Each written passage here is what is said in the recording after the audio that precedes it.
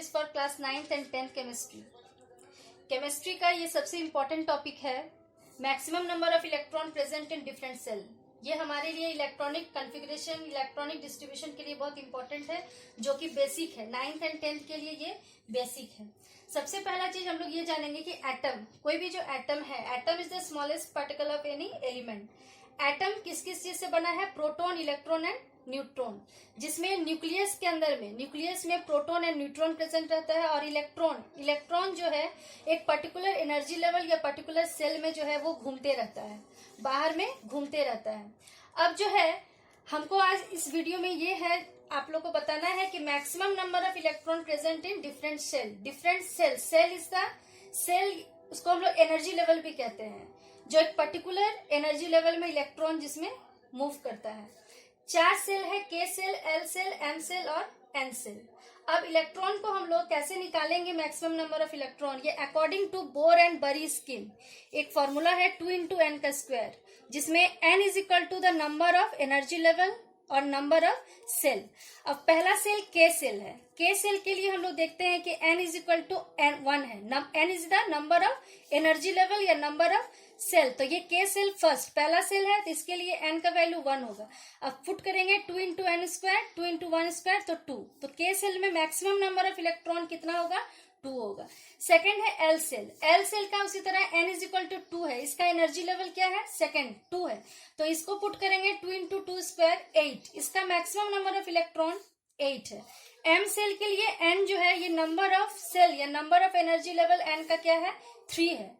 ये 1, ये 2 और ये 3, तो इसके लिए फॉर्मूला पुट करके इसका आएगा 18। एन सेल जो है इसका n इज इक्वल टू 4, ये 4th एनर्जी लेवल है। इसका 2 × n स्क्वायर 32। तो maximum number of electron in this 4 cells are K 2 electrons, maximum number of electron is 2. In L cell maximum number of electron is 8, in M cell 18 and in N cell 32. Now there are 4 cells and each cell there are subcells are also present. K, L, M and N, ये 4 shell है और cell के अंदर में क्या present रहता है? सब सेल। सब सेल 4 है, S, P, D and F, ये 4 सब सेल है। K सेल, इसमें सब सेल S है, L सेल में S और P सब सेल, M सेल में S, P, D सब सेल और N सेल में S, P, D और F सब सेल। ये 4 सब सेल है। अब मैक्सिमम नंबर ऑफ इलेक्ट्रॉन हम लोग निकालेंगे इन सब सेल। सब सेल इसका फॉर्मूला 2 × 12 + 1। अब हम लोग देखेंगे कि S सब सेल, सबसे पहला S सब सेल के लिए मैक्सिमम नंबर ऑफ इलेक्ट्रॉन कितना होगा? इसके लिए L का वैल्यू क्या करेंगे? 0। S सब सेल में L का वैल्यू क्या होता है? 0 होता है। अब इसको हम लोग पुट करेंगे 2 × 0 + 1 फॉर्मूला पे, तो इसका मैक्सिमम नंबर ऑफ इलेक्ट्रॉन कितना होगा? 2 हो जाएगा। उसी तरह P सब सेल में L का वैल्यू क्या होता है? 1। S सब सेल में L का वैल्यू 0 है, P सब सेल में L का वैल्यू 1 है, D सब सेल में L का वैल्यू 3 और F सब सेल में L का वैल्यू क्या है? 3 है। अब इसको हम लोग पुट करेंगे इस फॉर्मूला पे, तो इसका maximum number of electron 2, P का maximum number of electron 6, D का मैक्सिमम नंबर ऑफ इलेक्ट्रॉन 10 और F का मैक्सिमम नंबर ऑफ इलेक्ट्रॉन 14 है। अब इसी के आधार पे हम लोग इलेक्ट्रॉनिक डिस्ट्रीब्यूशन करते हैं, इलेक्ट्रॉनिक कॉन्फ़िगरेशन या इलेक्ट्रॉनिक डिस्ट्रीब्यूशन। ये बहुत इंपॉर्टेंट है, 9th और 10th दोनों क्लास के लिए बेसिक थिंग है। इलेक्ट्रॉन को कैसे बांटता है? Distribution of electron in different shell. हर एक सेल में इलेक्ट्रॉन को हम लोग कैसे बांटेंगे? इसके लिए ऑब्बो प्रिंसिपल, ऑब्बो एक रूल दिया था। सबसे पहले इलेक्ट्रॉन को हम लोग lower energy to higher energy की ओर उसको बांटते हैं। अब इसको हम लोग पहले S सब सेल है 1s, ये सेकंड में है SP, थर्ड में SPD है, फोर्थ में SPD और F है। ये हर एक सेल में सब सेल प्रेजेंट है। अब हम लोग इलेक्ट्रॉन को सबसे पहले 1s में इलेक्ट्रॉन जाएगा। S में मैक्सिमम कितना है? 2। अब उसके बाद फिर 2s में जाएगा, S में 2 है, फिर 2p में, फिर 3s में, फिर 3p, फिर 4s, फिर 3d, 4p और 5s में जाएगा। अब सबसे पहले हम लोग हाइड्रोजन एटम को देखते हैं। हाइड्रोजन का नंबर ऑफ इलेक्ट्रॉन कितना है? इसका 1 है। एटॉमिक नंबर इसका 1 है, मतलब इलेक्ट्रॉन इसका कितना है? 1 है। एटॉमिक नंबर और नंबर ऑफ इलेक्ट्रॉन दोनों क्या होता है? सेम होता है। अब हाइड्रोजन का 1 है, तो 1s, S सब सेल, इसका मैक्सिमम इलेक्ट्रॉन S में कितना होता है? 2 होता है। तो इसका कितना? एक ही इलेक्ट्रॉन है इसका, तो इसका 1s 1 हो जाएगा। अब हीलियम का एटॉमिक नंबर 2 है, नंबर ऑफ इलेक्ट्रॉन कितना है इसका 2। अब उस इलेक्ट्रॉन को हमको बांटना है, तो इसका के सेल में सिर्फ बटेगा क्योंकि बाकी सब सेल में तो होगा ही नहीं। अब इसका 1s है, इसका 2 मैक्सिमम इलेक्ट्रॉन है, 2 होता है s में, तो इसका 2 है ही, इसका 2 हो जाएगा। लिथियम का उसी तरह 3 है, इसका एटॉमिक नंबर 3 और इसका नंबर ऑफ इलेक्ट्रॉन भी क्या होगा 3 होगा। अब इस 3 इलेक्ट्रॉन्स को हमको हर एक सेल में बांटना है, तो s में 1s2 हो जाएगा इसका, उसके बाद 2s में क्या हो जाएगा 2 हो जाएगा। ये तो कंप्लीट फुलफिल हो गया क्योंकि s का मैक्सिमम कितना होता है 2 होता है। अब इसमें फिर 2s में आ जाएगा, 2s में फिर 1, 2 और 1 ये 3 हो गया।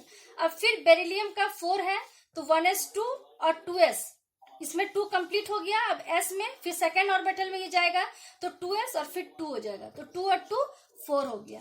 उसी तरह बोरोन का क्या है, ये s में फर्स्ट में जो है ऑर्बिटल में 1s2 2 कंप्लीट हो गया, सेकंड में 2s2 2 कंप्लीट। अब p में क्या होगा 6 होगा, तो p में कितना है इसका 5 है इसका इलेक्ट्रॉन, तो 2 2 4 और p में कितना होगा 1 होगा, इसका 5 हो गया। उसी तरह कार्बन का फिर 1s2 2s2 कंप्लीट है, 2p में कितना इलेक्ट्रॉन जाएगा 2 जाएगा, 2 2 4 और 2 6। नाइट्रोजन का इसी तरह 7 है इलेक्ट्रॉन, 7 इलेक्ट्रॉन को बांटेंगे sp-df में, तो s का मैक्सिमम 2, 2s का मैक्सिमम 2 हो गया, 2p में जाएगा, 2p में 3 होगा, 3 2 5 और 2 7 हो गया। इसमें फिर ऑक्सीजन में 1s2 2s2 2p4, इसका 2 कंप्लीट, इसका भी 2 कंप्लीट है, p में कितना हो जाएगा 4 हो जाएगा, p का मैक्सिमम 6 होता है, तो ये 4 2 6 और 2 8 इलेक्ट्रॉन टोटल हो गया। फ्लोरीन का 9 है, 1s2 2s2 ये कंप्लीट है, p में 5 होगा, 5 6 7 और 2 9 इलेक्ट्रॉन है। नियॉन का 1s2 2s2 कंप्लीट है, p में 6 होगा, 6 to 8 और यहाँ पे कंप्लीट। अब p में मैक्सिमम नंबर ऑफ इलेक्ट्रॉन कितना होगा 6 है, कंप्लीट हो गया। 2p6 के बाद फिर थर्ड में चला जाएगा, 3s में चला जाएगा। फिर सोडियम का यहाँ 1s2 2s2 2p6 और यहाँ 3s 1 हो जाएगा। ये 2 है, इसका भी 2 होता है, इसका p का 6 होता है और ये थर्ड में फिर चला जाएगा क्योंकि सेकंड में 2 ही को होता है, s और p होता है। फिर थर्ड में जाएगा, थर्ड में s में इसका मैक्सिमम कितना हो जाएगा इसका 1, 6 और 2 8 9 10 और 1 इलेक्ट्रॉन बचता है, तो 1 इलेक्ट्रॉन यहाँ s में जाएगा। इसी तरह मैग्नीशियम का 12 है, तो यहाँ तक तो हो जाएगा इसका 2 8, अब यहाँ पर 8 और 2 10 हो गया, 10 और 2 इलेक्ट्रॉन बचेगा तो ये इसमें चला जाएगा, 12 हो गया। इसमें इसी तरह 2 है और इधर 8 हो गया और इसमें कितना इलेक्ट्रॉन 3 चाहिए, तो 3s2 और 3p1 ये 3 हो गया, तो इसका कंप्लीट हो गया 13। इसका 14 है, यहाँ 2 हो गया, ये 8 हो गया, 6 और 2 8, 8 और 2 10 और 4 इलेक्ट्रॉन इसको चाहिए, तो 3s में 2 चला जाएगा, 3p में 2 चला जाएगा। 3s s का मैक्सिमम 2 ही होता है, इसलिए 2 इलेक्ट्रॉन उसके बाद नेक्स्ट सेल में चला जाएगा, 3p में 2 हो जाएगा। फास्फोरस का 15 है, 2 इलेक्ट्रॉन, इसमें 8 इलेक्ट्रॉन हो गया सेकंड में और थर्ड में यहाँ पर है 3 और 2 5, तो 5 2 8 और 5 15।